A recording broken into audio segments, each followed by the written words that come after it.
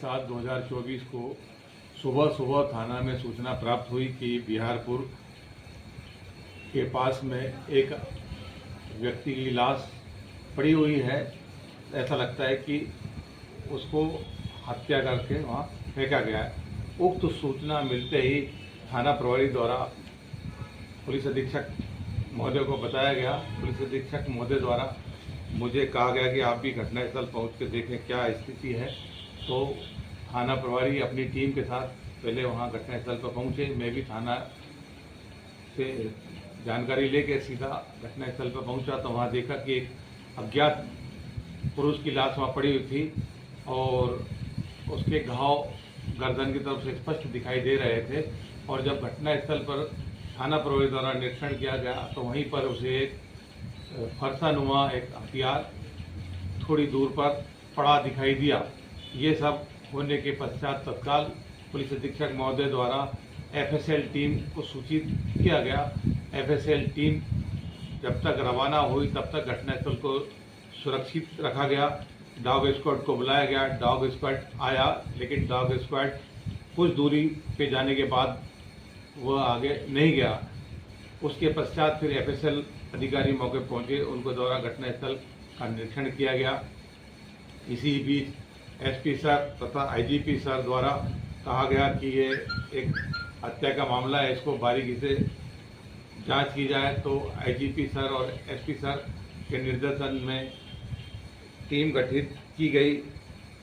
थाना प्रभारी द्वारा लाश का प्राथमिक लाश पंचनामा बना के पीएम के लिए रवाना करके वापसी में अपराध पंजीबद्ध किया गया। अपराध पंजीबद्ध करने के पश्चात जैसे ही मौके से जो लाश थी उसके फोटोग्राफ लेके तत्काल सोशल मीडिया पे अपलोड किए गए तथा जो हमारा CCTNS का मिसिंग पर्सन पोर्टल है उसमें अपलोड किया गया। आसपास के सभी जितने फेसबुक चलाते हैं, अपने व्हाट्सएप चलाते हैं, जिसके माध्यम से तत्काल इसका अज्ञात व्यक्ति का पता चल सके और तथा शाम को स्थानीय पत्रकारों को भी बताया गया कि ऐसी ऐसी सूचना है, तो जिससे पत्रकार के माध्यम से समाचार पत्र में भी प्रकाशित किया गया। ये जब फोटो व्हाट्सएप और इंस्टाग्राम मिसिंग पर्सन पोर्टल में चलने लगा तो इसकी लाश को देख के लाश को देख के इसके परिवार वालों ने इसको पहचाना और थाना मनेरगढ़ में आए तो यहाँ ये उमा गुप्ता द्वारा बताया गया कि ये उसके पति की लाश है। उसने शिनाख्त की अपने पति की और तब जाके वो अज्ञात से फिर उसकी पहचान हुई कि ये वीरेंद्र गुप्ता है, राजपुर का रहने वाला है और अंबिकापुर में मकान लेके रह रहा था। जब यह पता चलने के बाद कि यह अज्ञात मृतक का नाम वीरेंद्र गुप्ता है तो इसको इंगित करते हुए तथा मृतक की पत्नी को ध्यान में रखते हुए कि जरूर ये घटना अंबिकापुर से प्रारंभ होगी, तो विशेष टीम जाके अंबिकापुर में तहकीकात करने लगी। वहाँ जाके जब विश्लेषण किया गया और तकनीकी साक्ष्य और मैनुअल इंट के आधार पर आईजीपी सर द्वारा तथा पुलिस अधीक्षक महोदय द्वारा दिए गए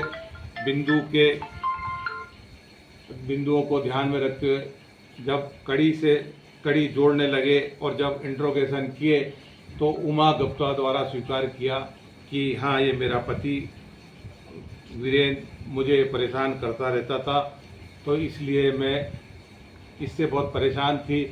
और मेरे पति के पास एक डस्टर गाड़ी थी, उसको विश्वनाथ चौधरी चलाया करता है, लेकिन डस्टर खराब होने से विश्वनाथ चौधरी ने एक गाड़ी अपने फाइनेंस कराकर नेक्सा की जो XL6 है उसको बुकिंग पर चलाने लगा। और घर में मेरे इसका आना जाना था विश्वनाथ चौधरी का। जब मेरा पति 2 बार शराब के केस में जब बंद हुआ तो मेरे पति द्वारा, ऐसा उमा गुप्ता का कहना है कि वीरेंद्र विश्वनाथ से आप संपर्क करना, आपकी हेल्प करेगा। तो मृतक की पत्नी विश्वनाथ के संपर्क में आई और धीरे धीरे इनकी प्रगाढ़ता बढ़ने लगी और इनके आपस में अवैध संबंध स्थापित हो गए।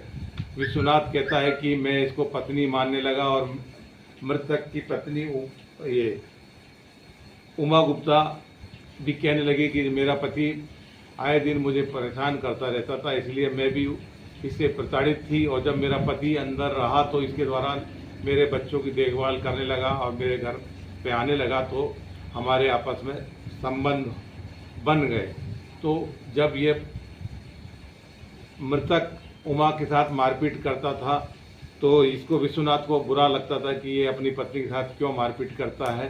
तो इसके आपस में संबंध होने के पश्चात इनके द्वारा प्लान किया गया कि मैं इससे बहुत परेशान हूँ, उसको रास्ते से हटाया जाए। तो इसे प्लान के तहत विश्वनाथ घटना के एक दिन पहले 21 तारीख को मृतक को अपने साथ वाहन में लेके किसी बहाने से कि मुझे मेरा निजी काम है, जनकपुर चलना है, वो जनकपुर तरफ लेकर आया। और जनकपुर से वापस आते समय जब मृतक पेशाब करने बिहारपुर के जंगल में उतरा तो इसने अपने पास जो रखा हुआ हथियार था, टंगिया नुमा, फरसा नुमा, उससे सीधा इसके गर्दन पर वार किया। और जब ये गर्दन पर वार करते ही मृतक जमीन पे गिर गया तो इसने 2 वार और उसकी गर्दन के पास और गर्दन से थोड़ा ऊपर किए और उसके बाद में इसने टंगिया को वहीं फेंक दिया और अपना वहाँ से वो जो गाड़ी में सवार था उस गाड़ी से वापस अपने अंबिकापुर गया। मृतक के पास जो मोबाइल था वो मोबाइल इसने अब उसकी उमा गुप्ता को दे दिया और एक मोबाइल कीपैड वाला था उसको तोड़ के उसने वहीं आसपास के जंगल में रास्ते में फेंक दिया। पुलिस द्वारा अपने मैनुअल इंट और टेक्निकल इंट के आधार पर जब इनसे पूछा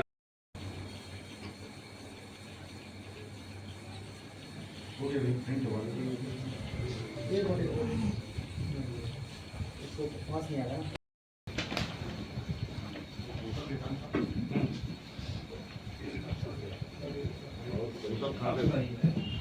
सही चीज